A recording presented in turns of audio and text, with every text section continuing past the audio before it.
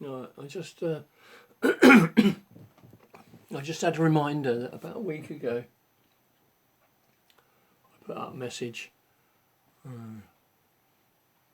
to String, and this is just an update on that. Well, I'm not going to sing to you today. I only subjected that to you to that horrendous thing because it was the only way to get String back if he was out there. Well, it turned out he wasn't out there at all. Where was he? In the bloody wardrobe. Hiding. The first mention of shh, you know what, don't want to get banned. He was in the wardrobe. First mention of it on the news, that was it. I didn't even know he watched the news. Who knew? You know, you learn something every day. So I'm not going to sing to you. So instead, I'll just I'll read you my poem, what I wrote earlier today, and I posted as a written thing earlier, and I'll read it out to you now as a not written thing, but as a spoken thing. I think it might have slightly changed as well from the written thing, because that happens, you know. It's kind of organic, isn't it? Anyway, it's called Coronadebt.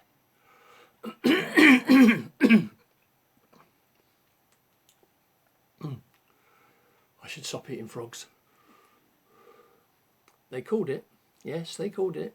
They told us it was coming, but because of carts, it overtook us.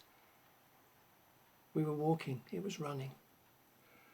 At first, they tried to convince us to build up herd immunity, but if the vulnerable all died off, it's a cash-saving opportunity. You may think they have your interests at heart, but they cocked it up right from the start. When you realise the government is lying to you, that's called apprehension. But if you think they have a bloody clue, you haven't been paying attention. There's a corona bloody virus, and it's got us all locked down. The shops and things are mostly shut in every bloody town. On Thursday night, the nation all went out to clap. But the way the government have handled this is just a pile of crap. Because of this thing called austerity, the NHS are struggling. And the way this government have funded it, they ought to take up juggling. Every day on BBC they pretend they are clarifying, while the key workers on the front line have already started dying. They don't have protective clothing or the equipment that they need, and the only reason that it's like this is privatised industry greed. And it's definitely going to get worse long before it's better. But don't worry, folks, because your government is sending you a letter. They initiated a lockdown, but didn't say it was mandatory. So thousands flocked to the beaches and stuff, but that's another story. Those of you self-employed, they'll help you out in June.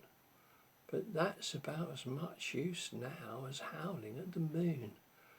They get on the TV and blah, blah, blah about slowing the corona threat.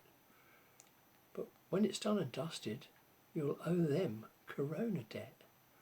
So here I am in isolation thinking about this stuff, while the government tried to spin another corona bluff.